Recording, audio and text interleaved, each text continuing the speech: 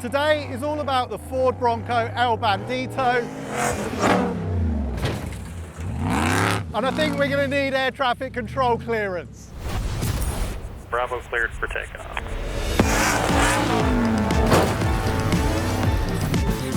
I have waited a long time to drive something a bit like El Bandito. This ultimate Bronco takes the best from King of the Hammer style Ultra 4 racing and high-speed desert races that compete in the Baja to create a 1,000 horsepower monster ready for anything. It was built by Funhaver Off-Road from a pre-production Bronco that was destined for the crusher.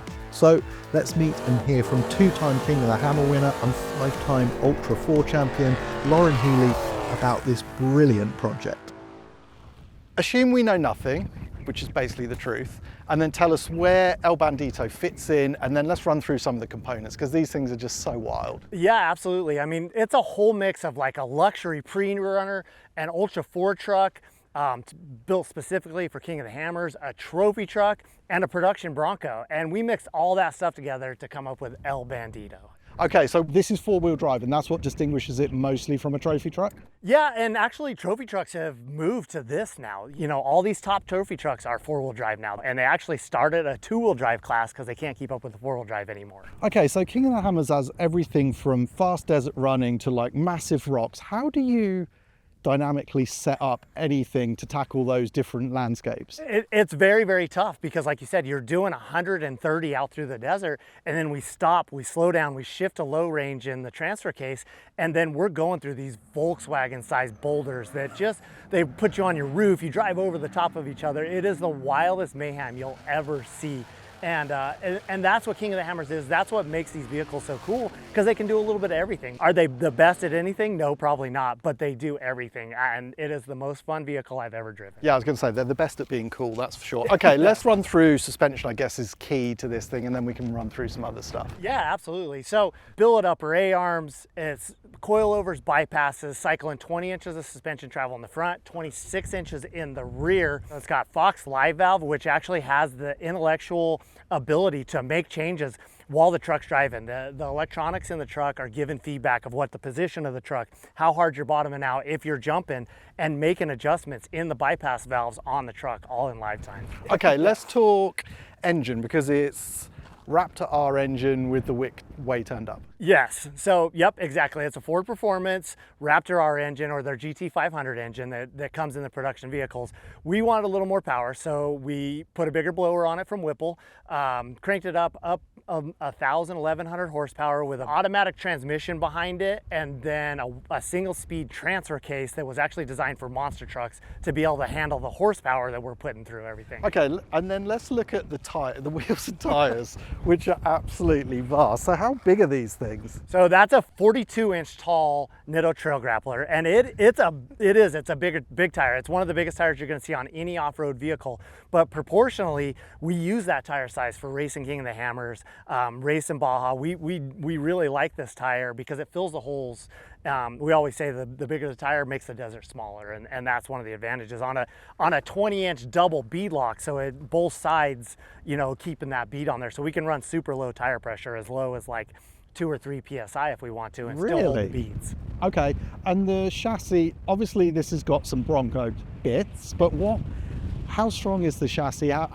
What's it made of, I guess? I mean, all chromoly tube chassis. Kibitech out of Southern California, who does amazing luxury pre-runners all over the world. We took a whole Bronco and drove it in the shop and took the parts off of it that we could use to build this. So this was the very first hand-built Bronco that Ford did durability testing. They were getting ready to crush it.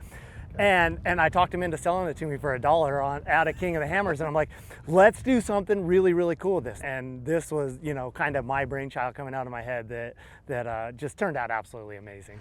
Okay, so you've got the chassis. Does it have like huge bash plates and stuff underneath as well, or how does that work? It does. So everything, this is very, very similar to our Ultra 4 trucks to be able to race King of the Hammer. So big bash plates underneath so that you can smash into boulders at 70, 80 miles an hour and be able to sustain those hits.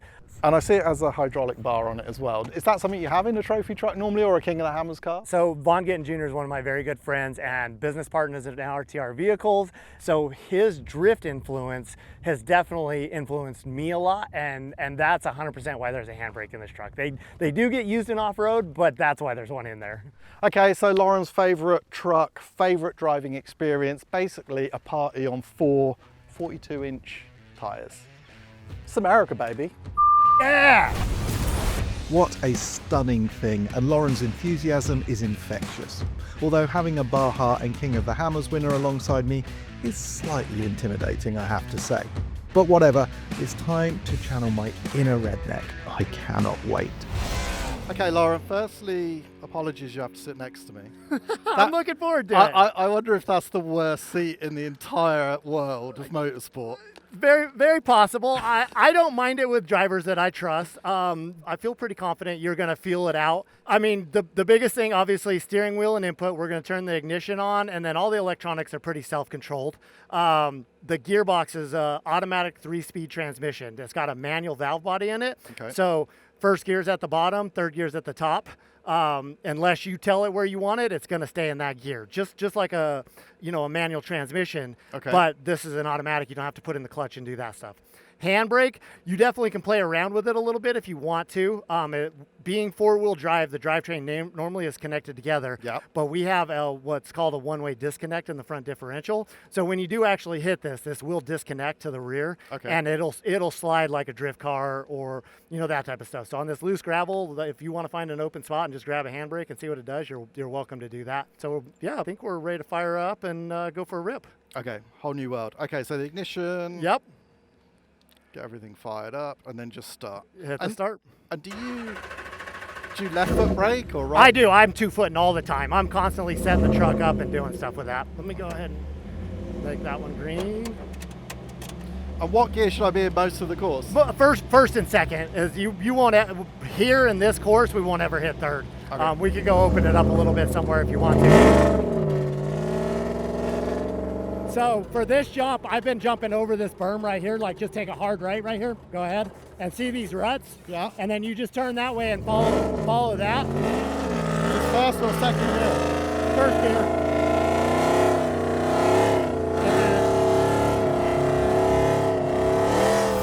Drives of one-off promotional vehicles don't usually go quite like this. After precisely 24 seconds, Loren sends me over the first jump, and I realise that today will be even better than I imagined. So soft. Yeah, right. We're going to come over this way. Great. Now we're going straight off. And we got a hard right here, going around this corner. And you can leave it in second if you want to. Okay. It's got plenty of power and torque and stall until you really start driving hard in and out of the corners. You don't necessarily. Okay. So weird, just the vision. Right. Not been the visibility. These first moments in El Bandito are overwhelming. The suspension is so capable that my brain's reading of the terrain is all wrong. The engine is so good, with wicked throttle response and more than enough power to make 2,500 kilos or so feel like nothing. But despite feeling on top of the world, I face the humiliation of needing a booster seat before trying to wrap my head around this thing more fully. Yeah, I can't see.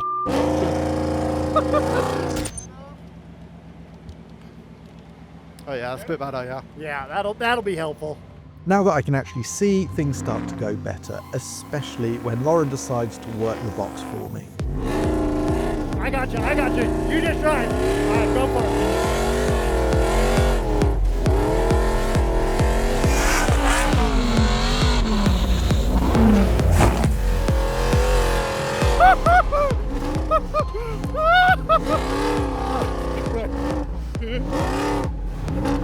That is crazy. Right? All right. So this time, we're going to hit the jump my way. Go this way a little bit. Turn to the right. Oh. Turn to the right. Okay. All right. Let's do it. You got it. You got this. It's no problem. We're not going to hit it as big as I did. Don't worry about it. But we're going to give it a little rip, and then we're going to open it up down the straightaway up here. You got this. We're not going to go as big as I did. I promise you. I'm going to talk you through it. But so you see my two rocks, right? Yeah. We're going to drive right in the middle of that. We're going to stay in first gear. Just start rolling in, and then when I tell you to go, we're going to go. Okay. This is the big jump you saw at the very start of this video, and a reminder that I've driven the truck for a total of less than 6 minutes at this point. Okay, all right, start rolling in. Now go, go, go!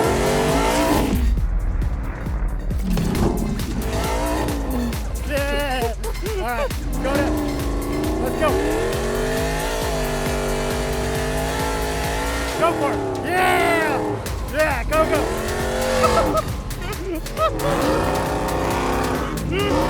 Holy that is nuts.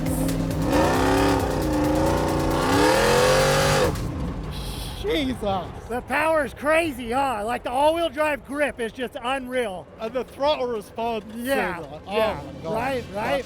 So good. The El Bandito really is a party, but it's an assault on the senses too, and it's so physical. From the noise to the fact you're eating so much dirt, and because it's always moving around and requires a lot of management. Loren tells me his longest Baja stint was 18 hours straight. After a lot less than 18 minutes, I'm elated, but need a break. What an experience. Thank you, man. You're so welcome, man. That is wild. It's the coolest thing to drive. Like I say it all the time, like I get to drive so much cool stuff, but this thing, for whatever reason, is just, it's so intense. No kidding. My God, it's hard to believe this thing grew out of a production Bronco, and it's not the only off-road racer to do so. Okay, we're having a time out from catching air and having our minds blown by El Bandito because we want to talk about the road stuff, because Ford is branding itself as effectively the Porsche of off-road. That's what they say, that's what Jim Farley says all the time. We're in a two-door Bronco Badlands. This thing, pretty legit. It's got the Sasquatch pack, so it's got 35-inch tires. I have lock-in front and rear diffs. I have anti-roll bars that I can disconnect. It's got a lot of proper legit off-road stuff, and now we're going to talk about what this thing shares with El Bandito. The door, that's basically it, to be honest. But El Bandito, if we're going to keep using this Porsche thing, is basically a 919 Evo or a 917 if you prefer an older reference. But there is a different way. This is a Bronco 4600 series, so think of this more like a GT2 RS Club Sport, which means, amazingly, engine is standard, transmission is standard. These trucks actually roll off the standard line with all the other Broncos before they're built up to this spec. So the frame, the separate chassis is standard. Everything that's added really is suspension, axles. This has got portal axles, strengthened up. Obviously there's safety kit, there's fuel cells, there's roll cage, and these things compete in King of the Hammers. They compete in events like the Baja, and they're quick. They're nothing like the trophy trucks, but then they're not like $1 million or whatever. So Ford is actually doing it. They're doing it for real. It's genuine. And although you might not feel El Bandito vibes in a Badlands, stuff from this project makes these things better. And that's pretty cool. We should commend Ford for that, shouldn't we? Plus, I've said all that now, so I can get back to driving the proper one. With the shock and awe still very much present and correct, I do feel it's time to do more of a review than That is nuts. although it is, and that's mostly what you need to know. But anyway, here goes. Don't run. It's basically invincible, but I guess that's dangerous because at some point you're going to hit the limit and I have no idea what that is. So I don't want to do anything stupid. The engine is absolutely outrageous and brilliant. It's just so much response. I mean, it's so addictive just to open the throttle. But the suspension is what's really amazing. Basically, you can just hit anything. The ride, I'm trying to think of a way to describe the ride. On this surface, it's probably more comfortable than like a BMW M3 on a bumpy British road, which sounds but is actually true. Loren's kind of been doing the gearbox for me. I've got enough to contend with. Just figuring out what this thing is all about. But it's just wild. It's like all your fantasies rolled into one. It's truly, truly awesome. Wow, what a thing. So El Bandito is truly and utterly mind-blowing. Intense, physical and insanely exciting, but with an adjustable, almost subtle balance that's completely at odds with the furious engine. It's savage, but completely controllable.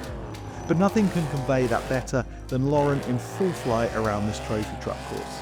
So enjoy a POV experience with the main man, no commentary, and all of the noise. This bloke doesn't even need both hands to do it.